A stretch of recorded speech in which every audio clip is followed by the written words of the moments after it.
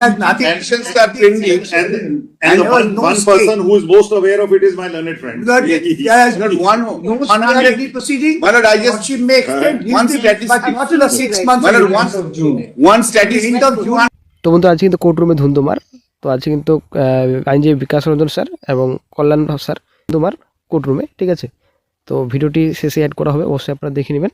তো দুপক্ষের লড়াই কিন্তু আজকে ভালোই হয়েছে, বিশেষ করে আজকে স্টেটের তরফ থেকে কিন্তু প্রায় পজিটিভ এসেছে। আশা করি আপনারা জানেন সেন্সরের বিষয়ে এমএ ছিল, তো সেই এমএ কিন্তু অ্যাকসেপ্ট করা হয়েছে, ঠিক আছে।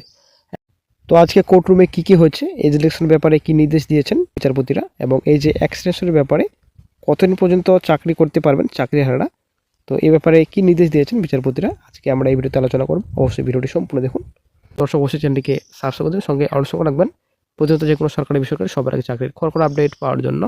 তো বন্ধুরা আজকে কিন্তু কোর্টে মামলার শুনানি ছিল, বিশেষ করে এক্সটেনশনের বিষয়ে এজ ইলেকশন ব্যাপার। তো সেখানে কিন্তু অনেক কিছু ব্যাপার নিয়ে আলোচনা হয় কোর্টরুমে। তো আইনজীবী কল্যাণ স্যার উনি কিন্তু বলেন যে এত সংখ্যক ক্যান্ডিডেটসদের কীভাবে এজ ইলেকশন দেওয়া যায়। মোটামুটি 21 থেকে 22 লাখ ক্যান্ডিডেটস রয়েছেন এখানে। তো 21 থেকে 22 লাখ ক্যান্ডিডেটসের কি এজ ইলেকশন দেওয়া যায়?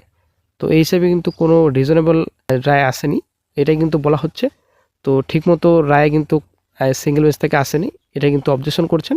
তো স্টেটের তরফ থেকে কিন্তু এটা পরিষ্কার অবজেকশন জানাচ্ছেন। এটা কিন্তু আইনজীবী কল্যাণ স্যার বললেন এই হিসাবে সিঙ্গেল বেঞ্চ রায় দিয়েছেন জাস্টিস অমৃতা সিনহা, উনি কিন্তু প্রায় চিন্তা ভাবনা করে দেননি এই বিষয়ে কিন্তু কল্যাণ স্যার বললেন সুপ্রিমে। এবং এই যে 5 ডিসেম্বর একটা লিস্ট প্রকাশিত করার কথা বলা হয়েছিল, না লিস্ট প্রকাশিত করলে এজ ইলেকশনের ব্যাপার কথা বলা হয়েছিল।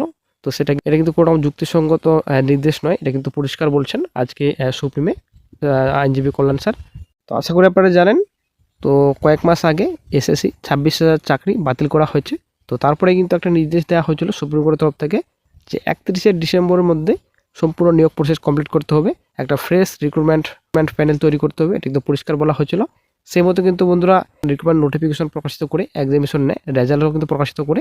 কিন্তু আজকে যেটা বললেন আইনজীবী কল্যাণ স্যার যে হাইকোর্টে এত মামলা এবং প্রতিদিন প্রায় কিছু না কিছু নির্দেশ দেওয়া হয়, তো সেই হিসাবে কিন্তু অনেকটা সময় লেগে যায়, এই হিসাবে কিন্তু আইনজীবী কল্যাণ স্যার বললেন।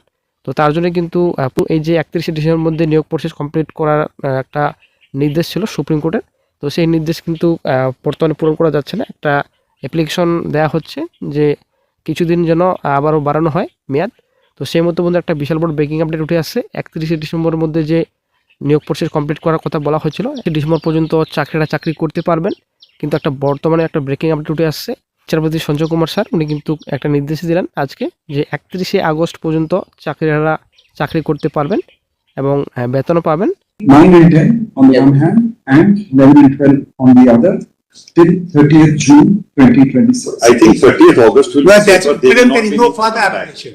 Because In fact, one of them asked for 8 months. yes, So it also let it be 30th August, they won't need to come August back. perhaps. Yes, my lord, 30th of August is more This realistic. is a game plan. We have to continue with the appointees Some of the council teachers void. were appointed. Yes. And they were not. But their appointments are declared void by this. How August They have to be shown the door. যোগ্য চাকরিরা সবেতন চাকরি করতে পারবেন বলেও জানানো হয়েছিল, রায় দিল আদালত।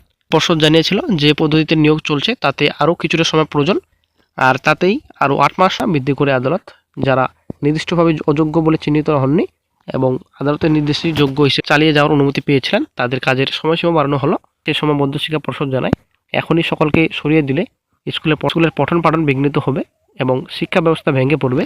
সেই নিরিখে যোগ্য শিক্ষার কাজ চালিয়ে যেতে পারবেন 2025 সালে 31 ডিসেম্বর পর্যন্ত। ডিসেম্বরের মধ্যে নতুন করে নিয়োগ সেরে ফেলতে হবে রাজ্যকে, সেই সময়সীমায় এদিন বাড়ালো। আদালতের এই নির্দেশে রাজ্য সরকার এবং স্কুল সার্ভিস কমিশন অনেকটা স্বস্তি পেল। একটা মামলা ছিল এজ ইলেকশনের ব্যাপার, সেই মামলাটা কিন্তু হাইকোর্ট ভালোভাবে আরেকবার শুনবেন, তারপরে কিন্তু নির্দেশ দেবেন, এমনটাই কিন্তু সুপ্রিম কোর্টের তরফ থেকে বলা হলো।